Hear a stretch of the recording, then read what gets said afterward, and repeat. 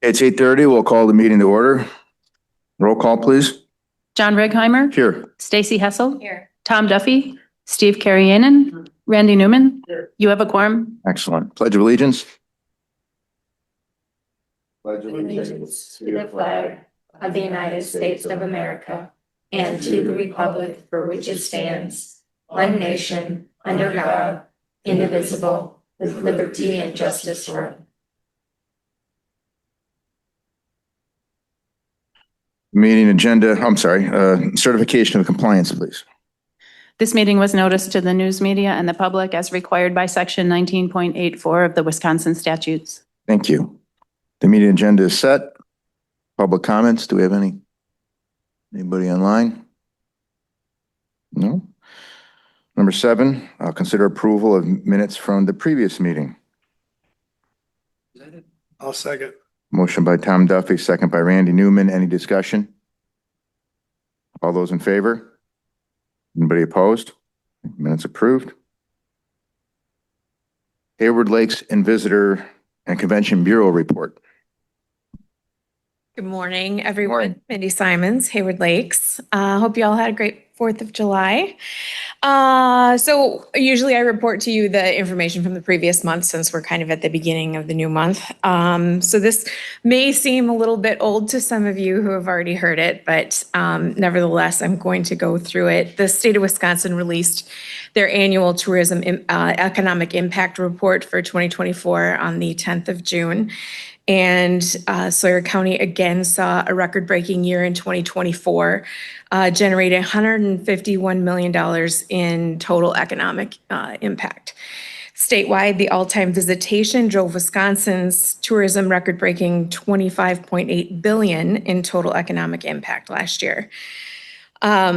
Locally, Sawyer County also surpassed the previous record of $150 million the previous year, making this the 4th consecutive year of record-breaking impact for Sawyer County. So, tourism supported 960 jobs in Sawyer County and generated $10.5 million in state and local tax revenue. This was all incredible news considering the winter of 2024 having been probably one of our most difficult winters ever. So to make up for those numbers during the summer and fall was great news. So if anyone has any specific questions or wants to see the report statewide, you can shoot me an email and I can forward you the actual report. So. Just a couple other analytics from the VCB for the month of June. Our Google pay-per-click campaign continues to be strong, with fishing and camping being the 2 highest performers for the month of June. Social media performance is doing well for the month of June. We had great content interaction on Facebook with a 30% increase over the previous month, and over 8,000 users for the lifetime of our Facebook page. Along with that, Instagram was also performing very well, with a 59% increase in views from the month before. So I think this just proves people probably planning for summer, which I think we probably saw a result of this weekend. And then at the bottom of the report, it just outlines some of our top performing views on Instagram, which I'm really proud of because it's a variety of content, from fishing to our Guess the Lake feature to member spotlight videos. We've got a good range of information. So with that, does anyone have any questions? No, just good job. I see your social media content and it's amazing. So good job. I am going to add one little tidbit. This Saturday, the Fred Thomas Resort in Birchwood is celebrating their 100th anniversary, and they have an open house from 12 to 3. And I will be there presenting both a commendation from our northern legislators, thanks to Stacy for helping with that, and also a commendation from the governor's office. So thank you. Thank you. I see the University of Wisconsin Extension's online. Did you want to say anything? Oh, thank you. I know it's not our month to report, but I did want to give you an update that we are working with Mike for strategic planning. So I don't know, Mike, if you wanted to do any other update besides that. Also to let you know, we were notified on Friday that our the SNAP Ed funding, of course, is not going through. And so our FoodWise programming should be ending at the end of September, as far as we know. And so that impacts Sawyer County. And so we'll be adjusting to that news. Just letting you know, too, that we're keep meeting about Kevin's position, probably looking to post it a little later this month. And we do have 2 interns this summer. So we'll provide more information next month when it's ours officially to report. But thank you for letting me give you those quick updates. You bet. Thank you.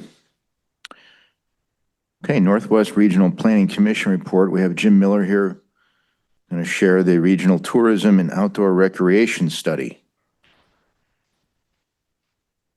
Morning, everybody. Morning. I was hoping that Jason from Northwest Regional Planning would join me, but because he actually is the author of this report, but I'm going to kind of do the best to be Jason, and I'll condense it a little bit, I guess. Yeah, I've seen this data a couple times through IBTEC. He reported to IBTEC, which is a regional tourism group, and then Northwest Regional Planning at their regional meeting. Stacy was there, Mike was there last week. But anyways, the crux of it is that Northwest Regional Planning, in which we are part of, conducted a study. It was funded by EDA at the federal level, Economic Development Association, and it looked at regional tourism in the Northwest region. And they produced a document that's almost 500 pages long, 450 pages. So I'll save you going through every page of that, but hopefully Mike's been able to share that with everybody, or there it's up there as well. But I just wanted to highlight a few issues of this as well. I think this is a pretty comprehensive study. They did a really good job of inventorying all the resources that we have in the area, all our different trails, all our different, anything basically that's outdoor recreation, taking a look at those assets for all the counties, all the surrounding counties in the area. And I think the good news, which should be no surprise, is that Sawyer County is sitting pretty good compared to our competitors. We do very well. We have great resources, and I think we have a really good mindset in Sawyer County that helps facilitate this, as reported.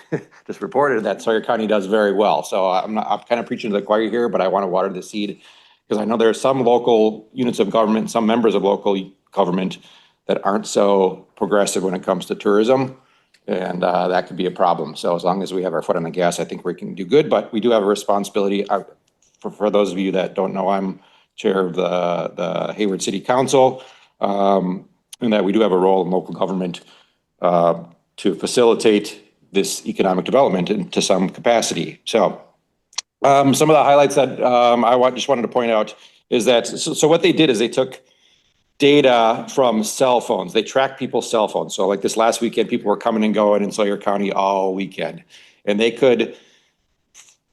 made there's a little beep on your cell phone when you're going, and triangulates, and they can tell where people originate from and where they end, not to the specific person, but to the device, and they can track movement of people. It's kind of a little bit scary if you think about it, but it's really effective data. So they can kind of track where our feeder markets are, and where people are going throughout the day. And they tracked 124 events.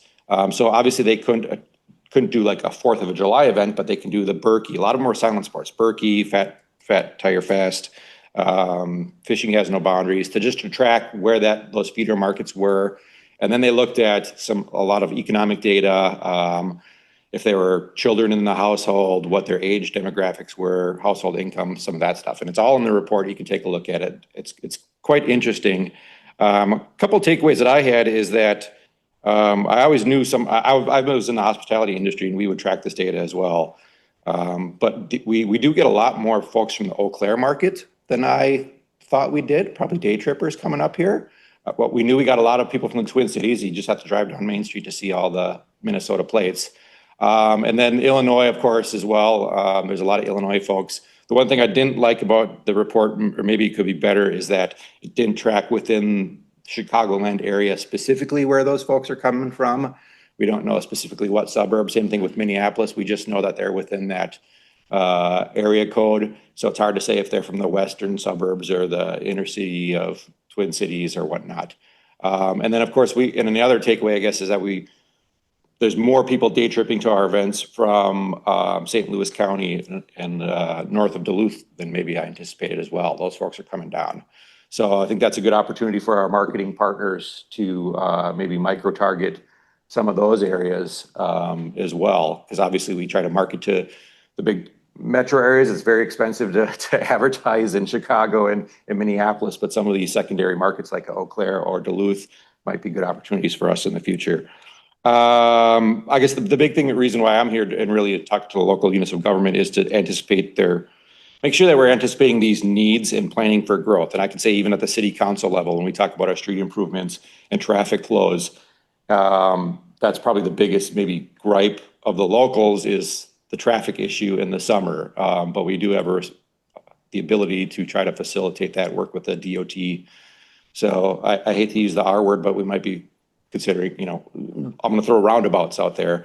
That might be something to facilitate traffic flow at some of our intersections, some things like that to be able to facilitate. Because I'm sure, as many people in my household went south last night, some went to the Twin Cities, some went to Rochester, the traffic was crazy. And then you look at what they did with the Trigo intersection a few years ago, how that was just a really big plus even for us in Sawyer County, because the 4th of July weekend prior to that roundabout, the traffic was backed up, almost a half a mile, it seemed like. So that things like that, those big infrastructure projects can really help facilitate people coming in, facilitate people leaving.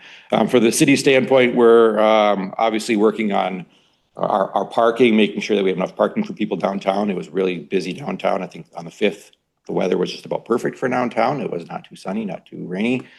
But we have to make sure we facilitate for parking, sanitation, and waste management. So when we talk to our townships, talk to them about hours for dumping. The city had, many years ago, we didn't even have trash cans downtown. We were able to manage getting trash for the public to come downtown, because that's the last thing we want is people coming in and just throwing trash everywhere, and it's not a good look for us. Wayfinding signs for the county level, cell phones and internet service. I know that's something you guys have been working on a lot, but everyone's coming up here and there, and it really jams up our cell phone services and whatnot. And then our EMS and healthcare, they really, we got obviously considerations of the strains on them. And I don't want to, beat a dead horse, but the housing, housing is it going to be a huge issue? There's more and more short-term rentals. I know you guys all know all this stuff. And how do we get younger folks in here?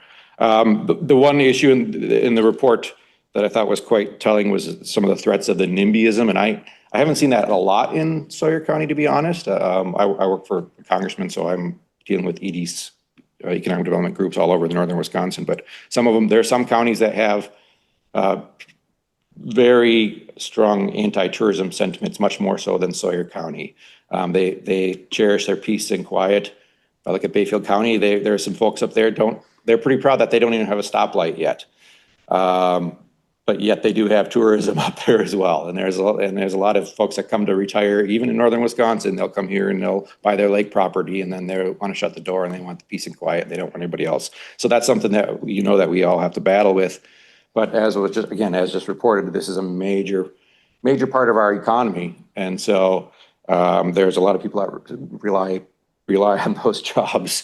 And as a county, we rely on the tax revenue that comes through as well. So, and then the report also touched on some environmental concerns. They talked a little bit about climate change in there as well, which I think is a legitimate concern when we talk about the Berkey. The Berkey was pretty proactive in getting that the snowmaking equipment going up there. That really helped a lot. But yeah, we've had some weak winters, longer summers. So as you talk about transitioning more to UTVs versus snowmobiles, that's something that's probably going to be here to stay. And then I'm going to throw out there the balancing the resources, making sure that we don't overutilize some of our resources. I know with the short-term rentals, the big issue was the sanitation and our septic systems and making sure not polluting our lakes. So I want to commend you guys all for being proactive on that, because without our clean water, we don't have anything to sell really. So, but yeah, I want to get out there and make sure you guys are aware of this resource, and hopefully, and Mike can send it out, and I encourage everybody to take some time to take a look at it. I want to share it with the city and the townships as well. And just make sure that they get in that mindset of what tourism is for our local economy and how to think several years out. As the businesses downtown, they're probably just thinking week to week, just hopefully that their staff shows up and they can get through the next weekend. But for local government, we have to be proactive and think, well, how are we going to grow in the future? And I'll close on this. One thing, and Stacy probably has seen this demographics too. One of my biggest concerns is that these small towns are starting to age out. If you know that the regional parts of America are aging, a lot of people are going to the metro areas because there's housing and there's more opportunity, but housing opportunities.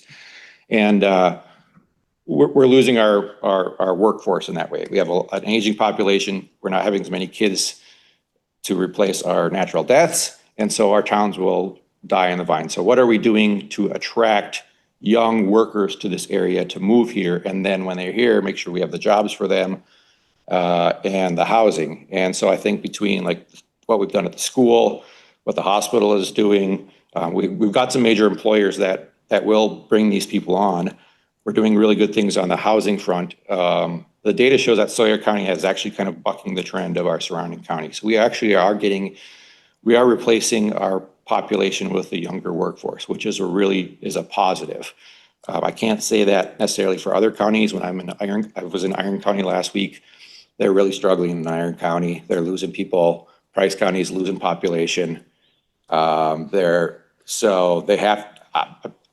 going in there and I'm saying, you have to do the placemaking. You have to do the things that bring people in here and create buzz. And when I walked downtown last weekend, I saw so many young people, probably, teenagers between that and young families, people 30 years and younger. And I think they were impressed and they want to move here and they'd love to live here, but it's a big jump for them. And then they need housing and they need those things as well. So if we can roll out the red carpet, show them that this is a great place to be, hopefully they come up here, have kids, put them in our school, get a job up here, and that's going to be our sustainability. So that's what kind of keeps me up at night. So anybody have any questions on this or? Maybe it's in the report. The obvious choke point, I think, is housing, so we don't have to talk about that. Yeah. But are there any other glaring choke points to increase a good thing even more? I mean, like for instance, parking would be an example. And then I think over the years, probably somebody knows this better than me. If you went back decades, I mean, we started from a fishing thing and then it really progresses and there's more things each month. I guess what I'm saying is traffic is something, parking something, but sometimes it is dead, right? So it makes it hard to make that justification of like, oh, we're going to get the parking or does it? I mean, I hope that's part of the same question. Is there other choke points beyond housing? Parking is interesting. So we haven't added spots as much as done some wayfinding signage to point out where they are at. And I found that, at least my own observation is, and I was telling my wife this, that it seems like the out-of-towners walk a lot more, especially when it's nice out.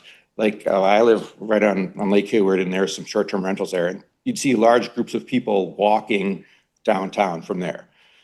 But some of the locals, if you suggest that they've got to walk a half a block, they're going to grumble about it. And it's like, get out and walk. So we're not going to get the parking right on top of them. But if my mindset is if you can get parking within a block and a half of the main street, and I'm on the bid as well with Mike, that'll feed them into the downtown area and people will walk. And then beyond that, if you have parking out there, make it interesting. We've done some curb and gutter and some make the walk enjoyable for them so they can walk from point A to point B. And then they won't grumble so much about it. But I guess maybe the big choke point is going to be the 63. You look at 63 coming through town in Railroad Street.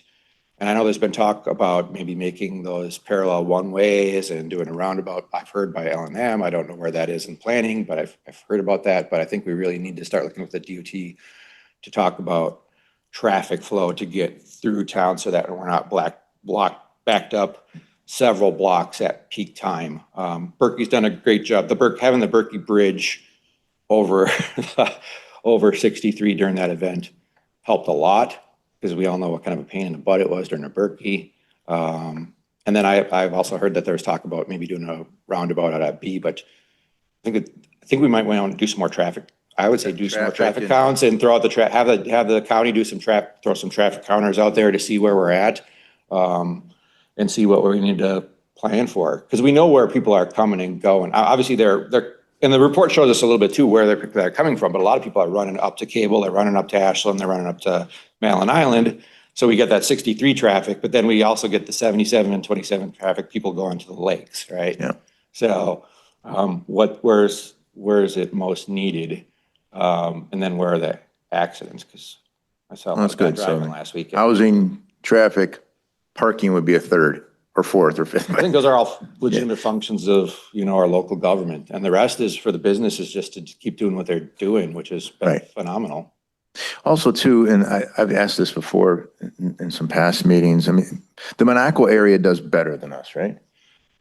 I would say better. They have more concentration of quality lakes, but if you look at 51 is like 4-lane. It's a wide road going through Minocqua. It's 2 lanes north and south with a center turn lane. And so I think they can facilitate more traffic north. That's what I was wondering, like, what's their secret Yeah. sauce or how can we Yeah. catch them Yeah. if we want to?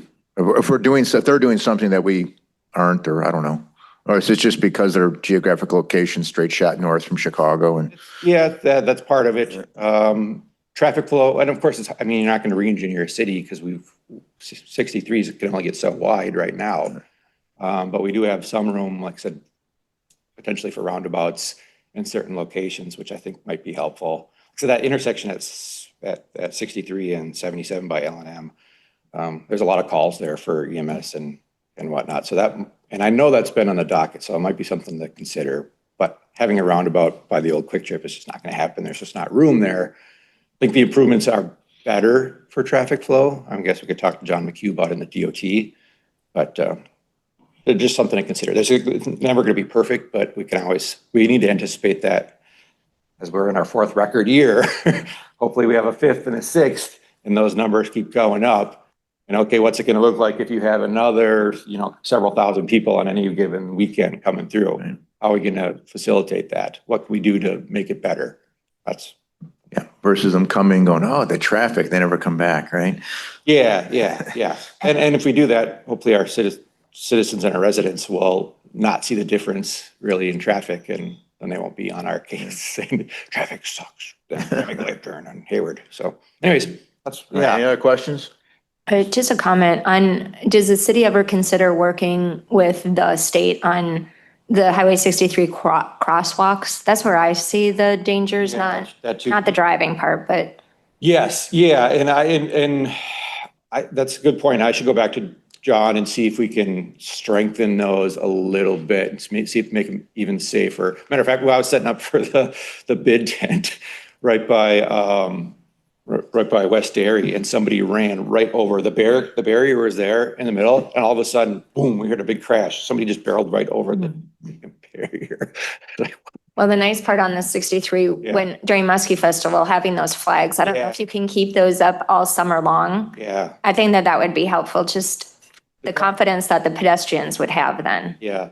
Well, and getting, my goal has always been to try to get more parking on the north side so that people don't have to cross in the first place. But a lot of people park in Marketplace and make their way over, and we still have that lot there. Chambers there, so you. And the chamber is there as well, yeah. But if any additional parking hopefully can be on that north side of 63 so that people don't have to make that cross. So, but yeah, those are all considerations for sure, so. How about southern Sawyer County, like Winter? Are they maintaining their population? No, they're actually, they're kind of dropping this to some extent. What's the problem down there? My personal thought is it's amenities. I think the amenities are a big attraction. I think the areas that have amenities that attract younger people do well. And through, what was it, economic development, we actually polled some of the kids at the high school several years ago. And I remember one of the funniest things is they like Taco Bell. We don't have a Taco Bell, we did. But I can tell you from my own kids, they love Main Street Tacos. But kids they want coffee shops, they want their microbreweries, they want their trails, they want their music, they want their sports leagues, they want things like that. So, when you look at what the school has done for having, Tamarack Health's facility, so kids can go there and play sports. Kids can go hang out at the coffee shop or have different recreational opportunities. That's what kind of attracts a lot of those younger folks. I just look at myself when I was at that age as well too. Like if there's not a lot of that stuff to do in winter, they're naturally going to migrate to places where there are places. So all those little things are super important. Iron County's starting to do that a little bit with their trail system. They've got some microbreweries and some events and things like that. Burnett County to some extent.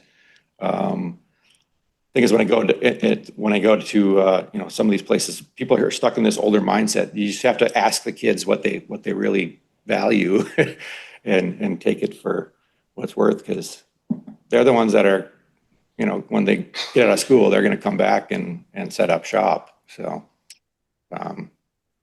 so we're actually doing quite well, I would say, in Sawyer. And that's we have LCO University, but we don't have a major, like UW-Barron County or Eau Claire. If you look at the demographics, or Superior bumps a little bit because they have UWS there. And so despite not having a UW here, we're doing okay. So. I see Jason has joined the Oh, great. online. Do you have anything you'd like to add, Jason, or if anybody has any specific questions for him, he's available. Yeah, I think Jim, I just caught the last end of Jim's commentary there, and I think he did a fine job of summarizing the document, the study. There's a lot to it. There are some rather important points related to some of the emerging issues that we have in the region. But there's a whole series of recommendations, and one of those that I really want to drive home is the idea of destination management, and it's looking at a holistic approach to managing tourism and recreation, and being, as Jim mentioned, looking at some of these younger populations and what do they want to see, and being adaptable. One of the things that we found going through this process was tourism management in the region is very disconnected. Even the tourism professionals were saying, there's a lack of general collaboration just because we have so many layers. So everything from local chambers of commerce, Department of Tourism, communities, private groups, everybody that's involved in that matrix isn't necessarily communicating with everyone else. And so that's something that we really wanted to look at was, is there a way we can improve tourism management regionally by looking more holistically, by looking at destination management? And that's something down the road to strive for. But that was a central focus of the document. I'd be happy to answer any questions. I don't have a PowerPoint put together specific for an audience like this. I do have a 90-slide PowerPoint that I went through at our annual meeting, and I'm guessing you don't want to sit through 90 slides, but I'd be happy to answer any questions or address any issues related to tourism as we identified it here in the study.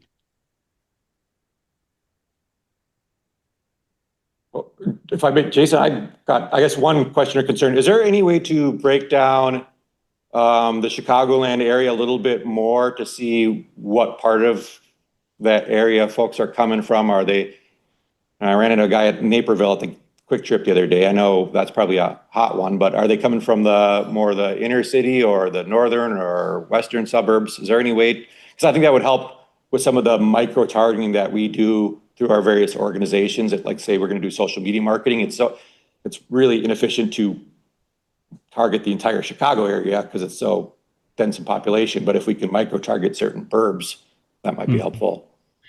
Yeah, I think the information that we were able to get, it extracts groupings of suburbs. So maybe not Naperville as an example, but a group of maybe 3 or 4 of them that would come through. But I don't think we can get any more specific than that. But when you're dealing with such a large geographic metro area, that might actually be appropriate, because it would give you the idea that, okay, we have to focus more of our efforts on the northwest side of Chicago. or, you know, any side where there's a lack of participation. So we could theoretically pull that out of the information that we've got if you were looking for specific events. So Muskie Fest, for example, you wanted to pull the demographic information for Muskie Fest and break that down for Chicago by those suburb areas. We could do that to some degree, not to each individual one, but to, like I said, like the groupings we could do.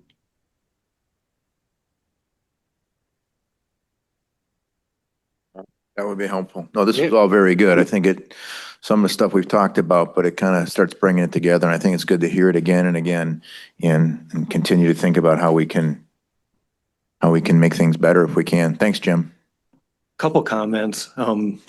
Coming from the Eau Claire area for 8 years, I saw a lot of my old friends up here over the weekend, and I ran into a buddy of mine, and he said it was his daughter's birthday, and this is where she wanted to come for her birthday.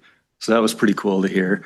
And I'm Jim's neighbor, and we walked uptown probably 4 times over the weekend, just trying to save parking spots. And not that we did it every time, we did drive once because it was pretty hot and humid too, but, and then the Northern Nerd wrote a nice little blip yesterday, I believe, on just, you know, this is a frustrating time for a lot of people's patience and kindness rules overall. And we've needed this with the lack of snow the last couple of years we've had. This was a very nice boost in the arm. I either saw or heard from restaurant owners that Saturday was their best day ever, beat Burke even. So it was very encouraging. Well, coming from Naperville, I know I have to check myself sometimes when I get frustrated with traffic, and I got to have a reality check. So it's all comparative, right? I mean, it really isn't bad, but I guess you get accustomed to what you're doing, and if we can improve it, we will. We should. So It's a good problem to have. Can I ask a quick question of the group?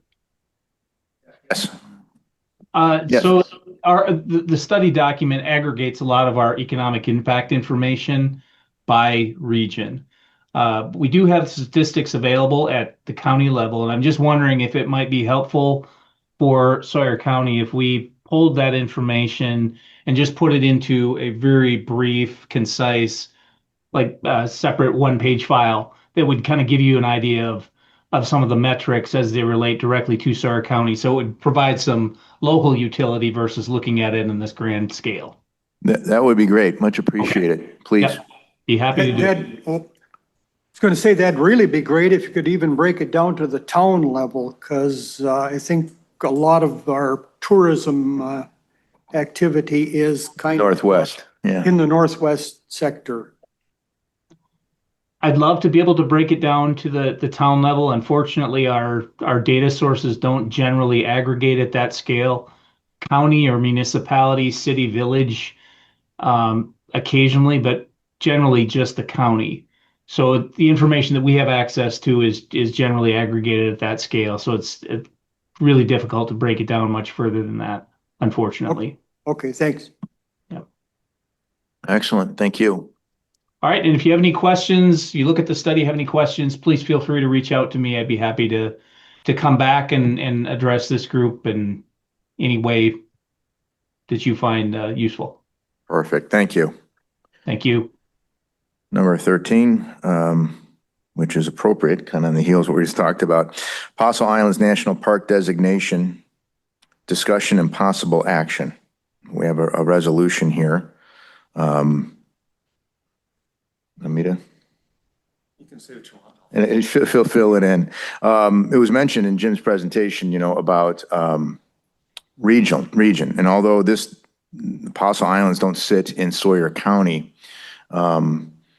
eyeballs that go up there are hopefully looking at us too, or coming through us, to get there.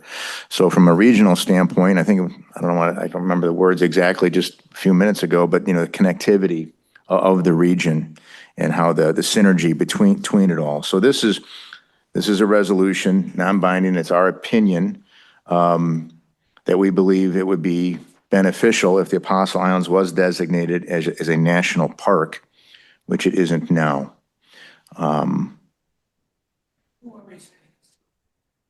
It goes to our legislators, the governor, federal as well, yeah. Congressman.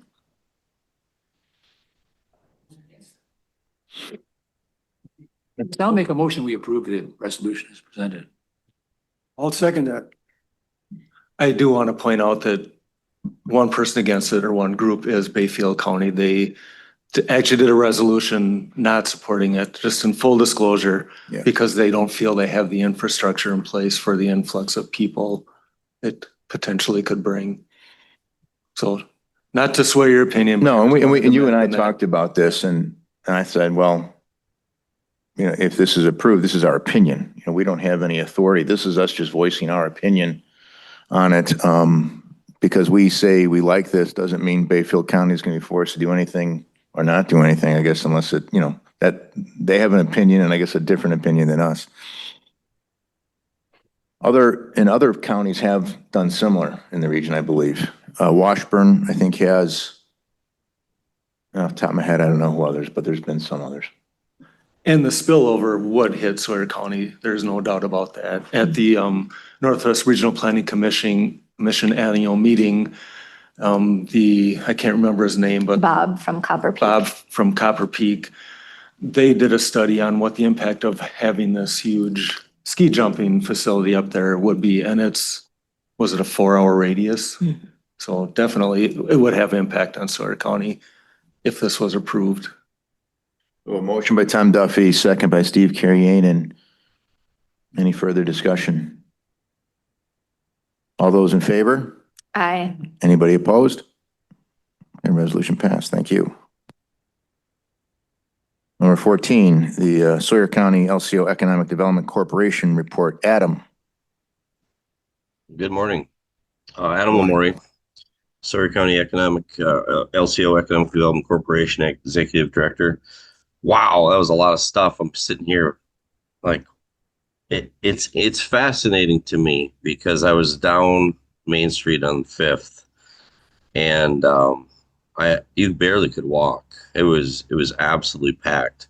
But I parked in the parking lot that you guys did this morning and there was only 3 cars there. So it'll be interesting. It's interesting if people don't know they can use that parking lot, or maybe I wasn't supposed to park there. I don't know. But parking was definitely there. Stacy, I think your point about crosswalks is the number one thing that I see. I drive all over this county. I drive all over the city every single day.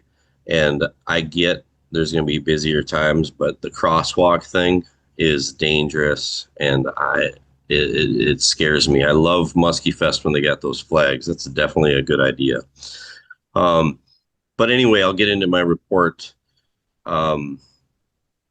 By the way, sorry I can't be there. I'm not used to talking to myself in a room here, so this is odd. But I did contact Quick Trip in regards to that empty building they have in the corner of 63 and 27. You know, they do have an urgency. Well, I don't want to say the word urgency. It is at the higher part of their list to sell, specifically before their fiscal year in September. So it's good to see these reports because one of the things that I offered the sales rep for Quick Trip is if they need someone to come in and sell specifically Hayward or Sawyer County, I would be willing to do that. I think they're missing the boat with some larger corporations. By corporations, I mean franchises that could come in and purchase that lot. They want 1.2 million for it.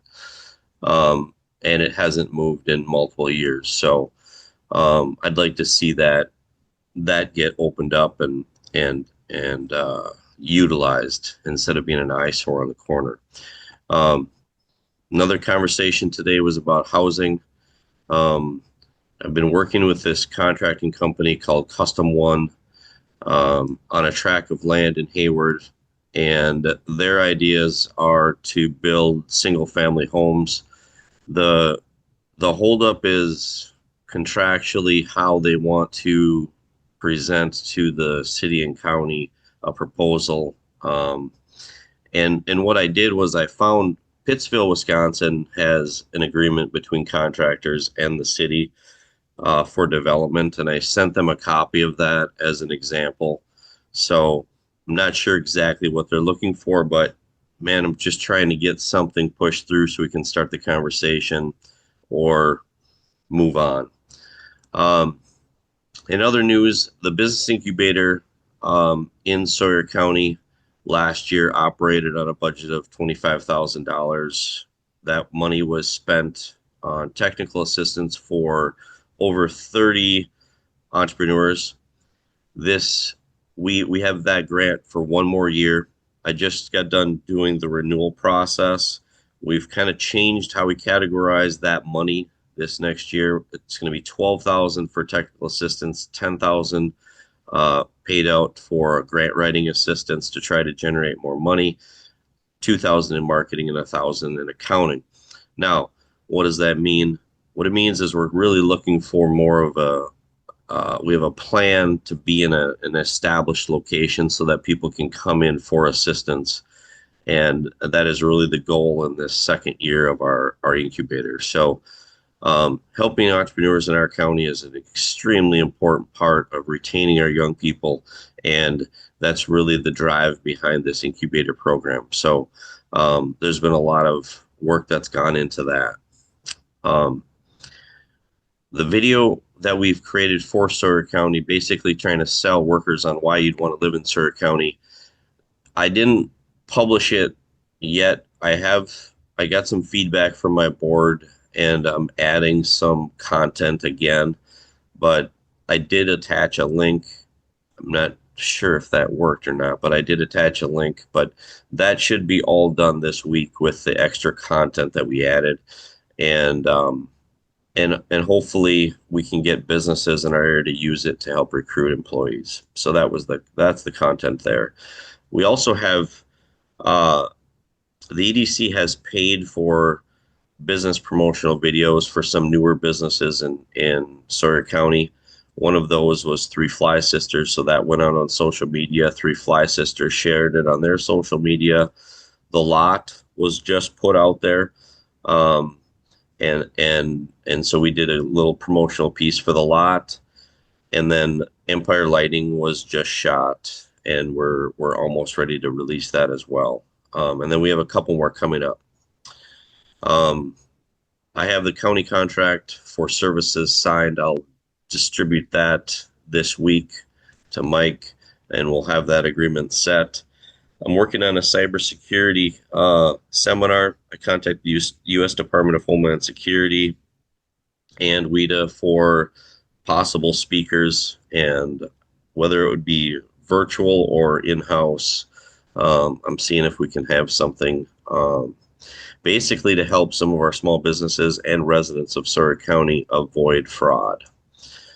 We talked if I didn't skip, the last time I was with you, I think we talked about the hub zone recertification, and in my board meeting, there was questions about jurisdiction or where that could be utilized in Sawyer County. And the answer I got from WIDA is that hub zone is the entire Sawyer County. And essentially what that hub zone does and that certification does is allows our local businesses to apply for federal projects and bid on those projects. And then lastly, the Sawyer County LCO EDC is going to have a sponsorship thank you celebration in September. The date is to be determined. It's going to be a Thursday, and excuse me, it's going to be a celebration of our county and all really all the good things that we have going on, and we'll highlight some of the successes that we've had throughout the year. So that is my last bit of information for everyone. And I hope you guys could hear me because I've been talking for quite a while. No, that was good. And I saw that Three Fly Sisters thing. I thought it was very good, and hopefully other businesses will take you up on that and do that. I thought it was very professional looking. I thought they did it, so. But it was very good. The Quick Trick, did you get a sense when you offered your help on the Quick Trip property, was there any response or did you get a sense of what they thought of that? Because I think that's a great idea. So the first question I asked, so Quick Trip has their own real estate team. Okay. The previous person was very unresponsive to my questions. This new real estate person he was very honest. And I just asked, I said, do you have any partners in other real estate sales transactions that you go with? Because I don't know if you know this, but they have restrictions on that deed, and food is one of them. And so I asked him, I said, is there any way that could possibly be waived for this exception? I mean, 1.2 million is a lot of money, and that building will probably be leveled, new construction. I mean, you really are pulling from a small pool of people that are going to do that. Obviously, it's been sitting there forever. And he did mention Culver's as one of the companies they have worked with in the past. But one of the things that I think is we're just not well represented when it comes to the traffic count, when it comes to the dollars that are going through that area. I know it would be successful for someone. And it does make sense to have something like food there. It's a busy corner, and they would still have access from Railroad Street. They'd still have access from 63 to get in and out of there. But their motivation to sell isn't as high as mine. And I'm hoping, and it sounds like they're willing to negotiate before September. They would like to get something done before their fiscal year. So, excuse me. So I just offered to help out in any way I could, and we'll see what happens. I think that's great. We wouldn't want to insult them, but every time I drive by that place, I see an old Quick Trip, and it doesn't make me think highly of Quick Trip. It makes me think like, what the heck is going on with them? And it looks like garbage, and that's on them, really. So, well, you got fascias coming off that building, and it doesn't look good. And I mentioned, the possibility of renting, and Quick Trip does not want to get into the rental management business, but I said, I'm kind of begging you. I'm like, we need to be creative in this process. It is a great piece of real estate, but if it doesn't move at 1.2, it'd be nice to be more motivated. He was going to bring it to his bosses and get back to me and see what they said. But he did say that it was on their top 5 to move. So it is on their radar. I would say this, and I did send this out to some realtors, the listing. They don't normally like to work with other realtors. They like to do everything themselves and not share commissions. But in this project, they will share.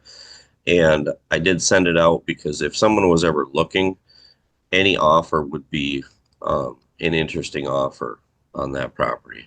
So I don't think if someone's looking at that or looking for some good commercial real estate, I think you would get conversation with an offer.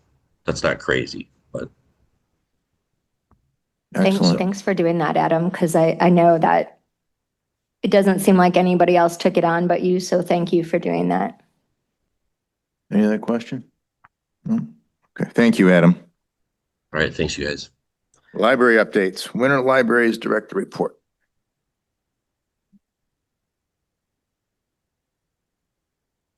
Good morning, I'm Donna Nucky from the Winter Public Library. I submitted my report and I just wanted to go through some of the things in here and then add a few more comments of updates of what other things that we're pursuing and working on at the library. We have of course, our Color World summer program is going on where we have preschool and children and tween programming at the library each week throughout the summer.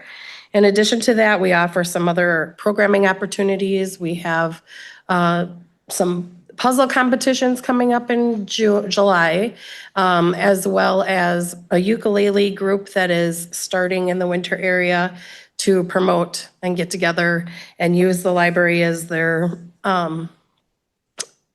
space to work with some of our youth and getting them interested in some sort of music and ukulele teach them how to do the ukulele and create a music group in our area. Friends of the Library, we're working on, of course, financial is a big thing, right? We're a small community. We do lots of fundraising. This last weekend, we spent a lot of time fundraising with our July Jubilee festivities that go on in winter. We have a lot of local residents there, but it also brings a lot of tourists to our area with the two-day celebration on July 3rd and July 4th. So the library taps into that funding source to help raise funds for the library through different things. We had a 10K and 2-mile race on the 4th, 50-50 raffle drawing, and then also our glow items that we sell on July 4th in the evening. And we also work with the Chamber of Commerce and July Jubilee in splitting the profits for the glow items. Coming up, we have some canoe races. The Ojibwa Community Club, how we do it is we work with our local organizations. And instead of work together in creating funding for both. So for Ojibwa Community canoe races, the Ojibwa Community Group or organization puts on the canoe races, but we, as the library, go in and offer, they have a problem sometimes keeping people at the park while the canoe races start, and they want entertainment at the park. So the library does the children games. They have music down at the park. We then are allowed to do some raffle and fundraising for the library. So it's a very nice partnership that we have with them. Then we have duck races coming up in August. Yeah, it's Labor Day weekend, but it happens to be August 30th this year, where we have 400 plastic ducks that we put down the river and we catch at the Ojibwa Park bridge there. And that's kind of a fun community event that I think this is going to be our 4th annual event doing that. And it gets bigger and larger and lots of people down at the park enjoying the day as the ducks come through the finish line. And of course, we have fall fundraisers coming up. We're working on our budget. We're doing everything we can to ask for no increase in what we have asked for in the past. We're looking through our line items and just being creative in our budgeting within the funds that we currently have. We're thankful for the funding that we do get from the county as well as the municipalities, but also our additional raisers help us with providing those gaps and those needs that we wouldn't be able to otherwise, especially with the programming that we offer. So I tried to earmark those funds for that. And of course, we still have that lien on our building for our basement project that we had to do to keep the structure safe and sound. So we use some of the funds that are left over from the fundraising at the end of the year to put towards that. The statistics, when I was looking through the statistics, we are down from where we were last year. And I had looked at the other statistics from libraries in Northern Waters, and they see a similar trend with that. But the circulation report that you have here is for print materials or materials we have in our library, not necessarily books. We have DVDs, we have puzzles, we have STEM kits that families check out. But if you look at our Libby statistics have increased from last year. So that is just our online or digital circulation. Though our funding is based on our circulation report with the materials we have in our library. We recently, I would say within the last few years, were able to report our digital circulation on our annual report with the state, but that doesn't count towards funding for libraries. So I think there's a push for that because it is a cost for us to provide digital material. We have to purchase the subscriptions from companies that have digital audiobooks or, it's not just audiobooks, but also just regular books, visual media. And so that, is something that is a cost to libraries to provide and in Northern Waters so that our communities and our patrons can get faster the media faster, I would say, because it's just like coming into the library. You buy so many subscriptions, you get so many checkouts with those subscriptions. And so then you have to purchase extra copies online so that people can access them faster. So there's a costing with that. We don't get credit for that as far as financial or in our budget, but we're seeing increases in that. And the library, also, we do in our annual report show the footprints that come into our library. Not everybody that utilizes the library is checking out material. We do have a lot of people that maybe we're part in winter. We have a lot of state and we have national forests around us. And so we have a lot of people that are up for the weekend. If it's a rainy weekend, we're packed because they come to the library, they hang out. We have a very small children's area, but we have a children's area that always have make and take activities. They might just stop in, they bring their coffee in, and they will just sit and kind of look through our material, read the local paper, or just visit. And also accessing our Wi-Fi is super important. It's a way for them to be able to communicate back home, or maybe just work on things in the area while they're in the area and utilizing our community and our resources. So just wanted to share some of that with you. I know that we'll have the budget to Mike by the end of the month. But we're projecting right now of no increase. And that doesn't mean that our costs aren't going up. We're just trying to manipulate different line items to maybe decrease some and increase others so that we can get a good package ready for release to you and to the municipalities that I report to. Do you have any questions? With the increase in audio, can you apply for ADA grants because of like visually impaired? You can't apply for any grants to assist you with that? I can tell you, I haven't personally looked into that, but it would be something I could look into, but I haven't heard of anything. Okay, thank you. But I can look into it. Thank you, Cece. I was just thinking Oh. of an opportunity. I know, You don't have to yeah. report back to me. I was just trying to. No, that's okay. One thing I've noticed over the years, so I've been the library director since 2011. And when I first started in 2011, there were so many grants out there. And it was pretty much if you applied, you received the funds. Now they're so competitive and so a lot of less opportunities out there. And more specific. Yeah, and they're very specific. So there are grants that I've looked at and wanted to apply for, and then it would just actually cost us more money to participate in that grant. Yeah. Thank you. Thank you. Hey, you still, Oh, I'm sorry. you have a garden there? We still have that garden. Yes, I was gonna put that in there. We do have our garden. This year, the fifth graders came down, planted the garden. It is growing.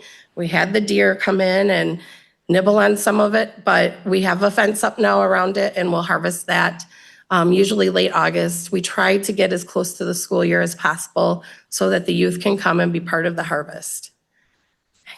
Awesome. Thank you. Thank you. Chairman Weiss, Hayward Library Report. Hi, good morning. I'm Ann Larson. I'm the director at the Sherman and Ruth Weiss Community Library. Similar with Donna, almost could repeat exactly with her. One of the things, our study rooms are heavily used. I often have to close off our used book room for people to actually use them for Zoom and things like that. So I am looking for grants to expand what kind of study rooms and that we have available.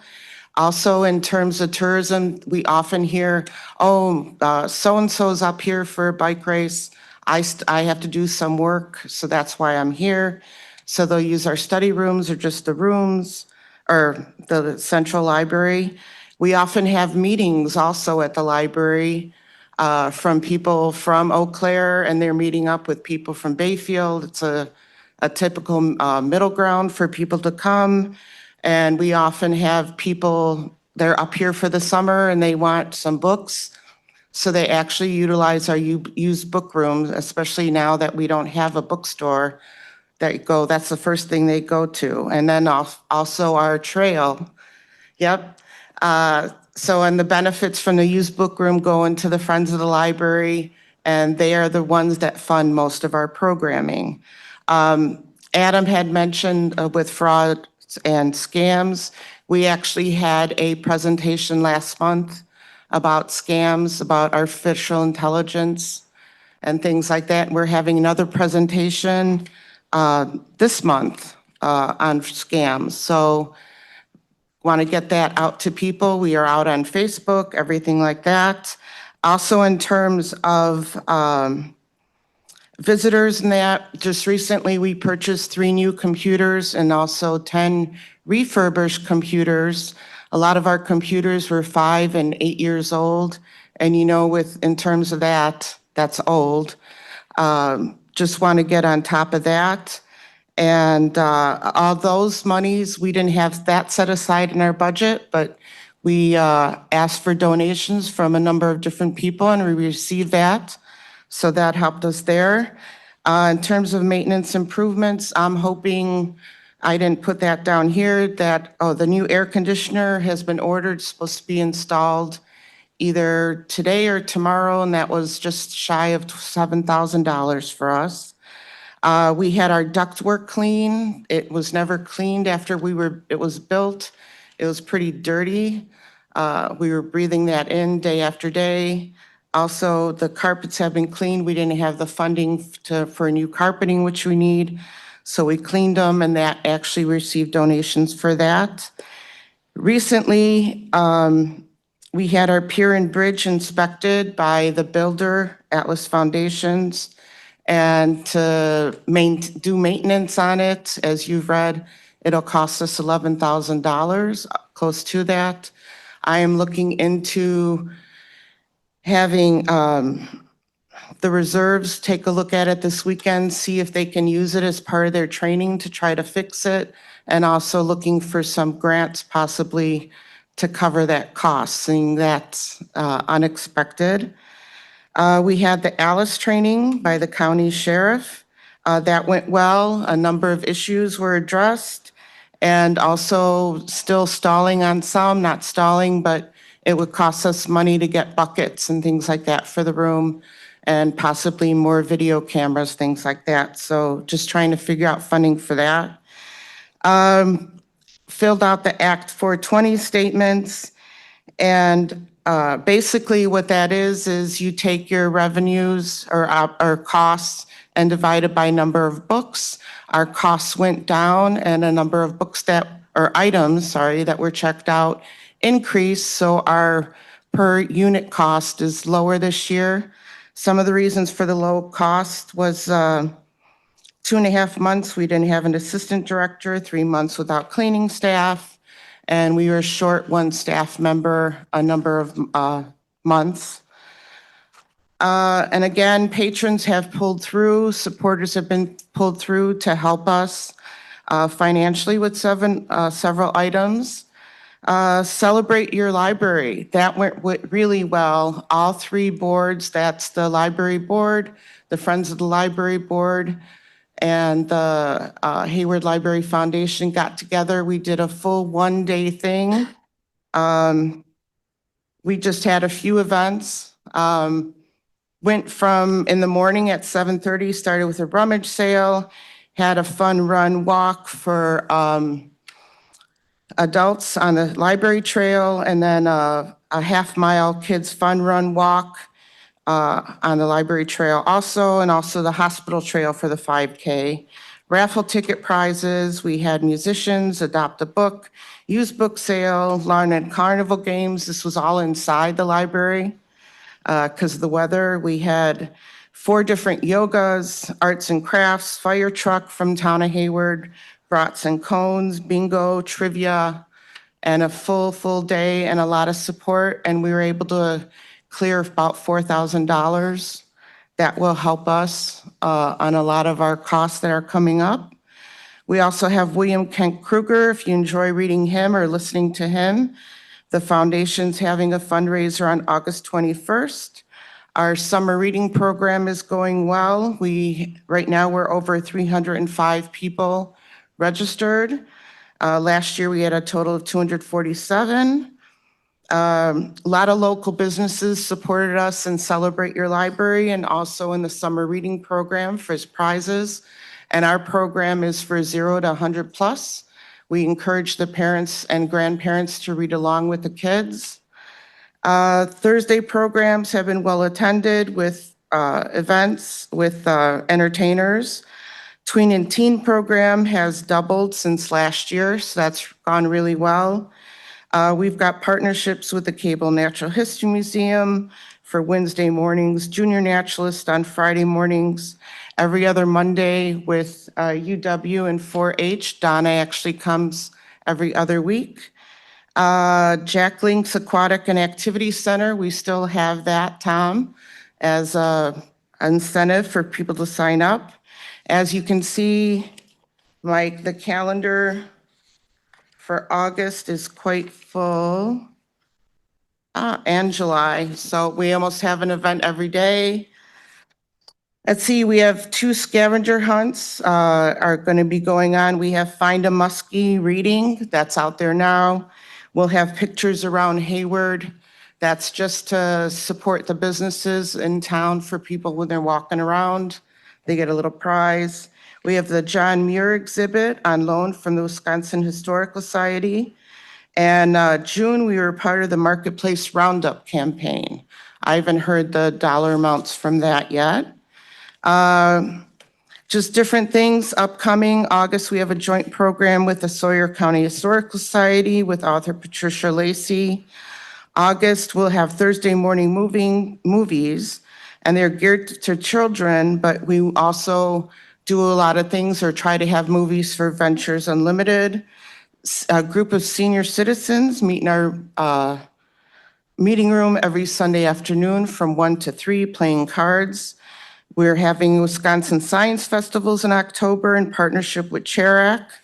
And also Friends of the Library and staff are trying to plan a breakfast during staff and service for the intermediate school, teaching staff how to show them what the library has to offer. And this was all inspired after 6th graders have successfully visited the library in May. Yes? I was just gonna say, one of our teachers, our 4th grade teacher, just got a book selected. Yes. Okay. Yeah, and we're highlighting that. We've got that book. I've got a flyer out. I haven't cataloged it yet because it's her personal copy. And then also we have 3 Spanish-English books that Rosa Hansen and her students have put together. That'll be out on our story walk. Thing I didn't put in, because I just recently did this, I made a little presentation for you guys. You guys can take a look at that. The source of our revenues of our budgeted for this year. And a lot of 20% would be coming out of our reserves. So that's one reason why we're fundraising.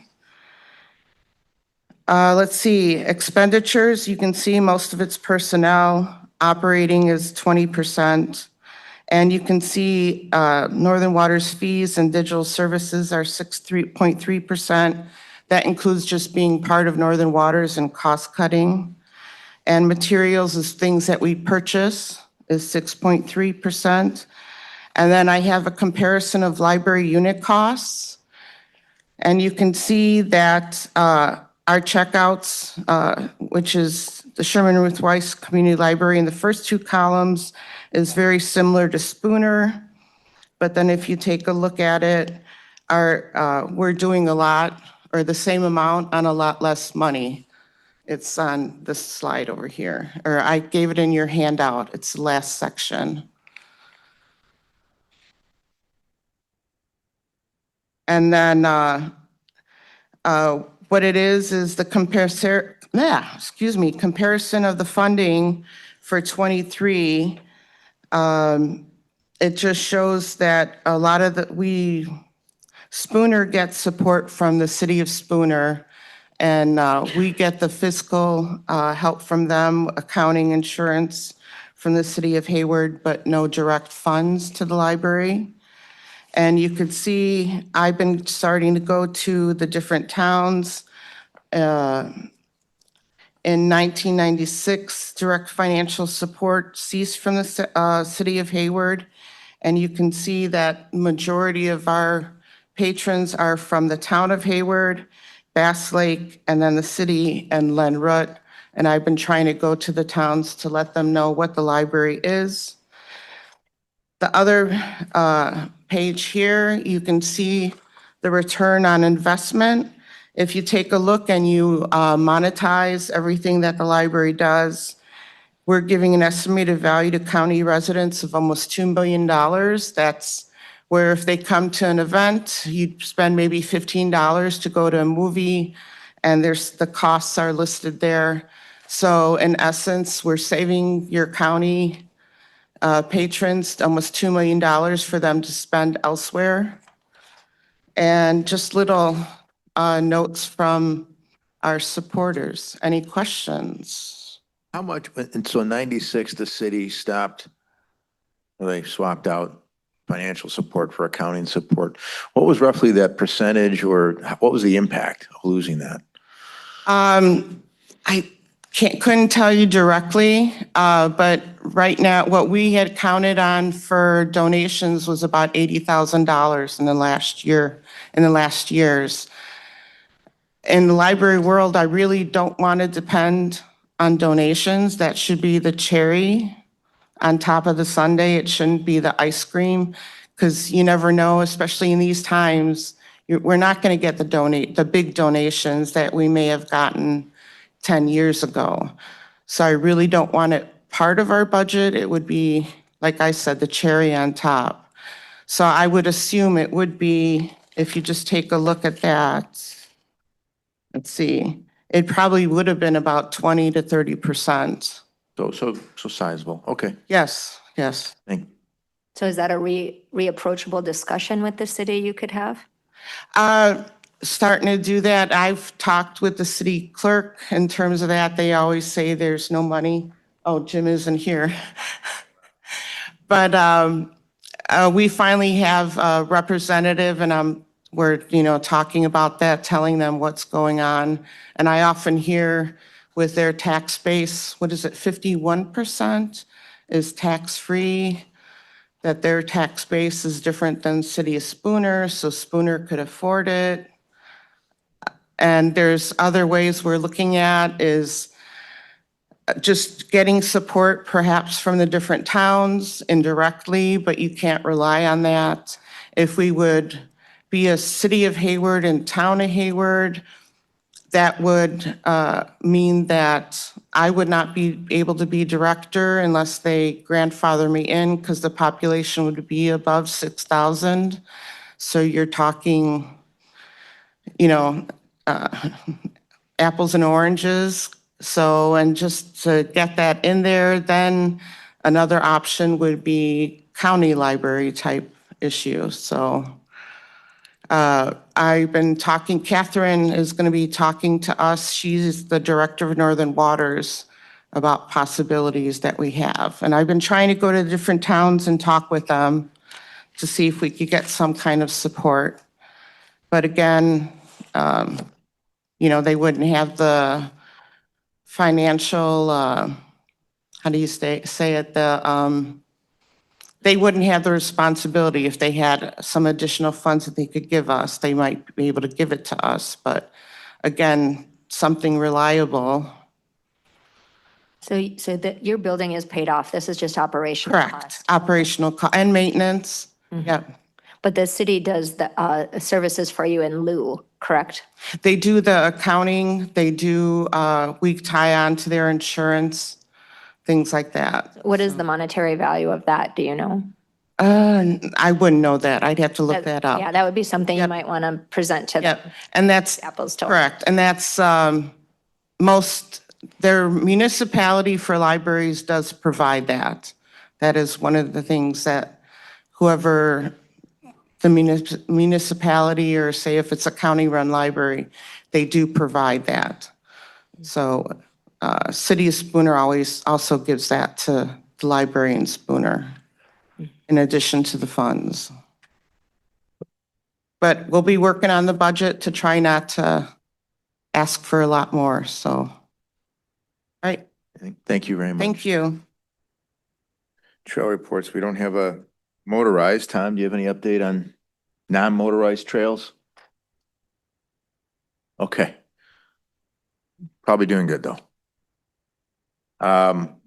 Any board-appointed committee updates? Any correspondence from conferences and meetings? Any specific future agenda items people can think of? All right, thank you for your time. Meeting adjourned.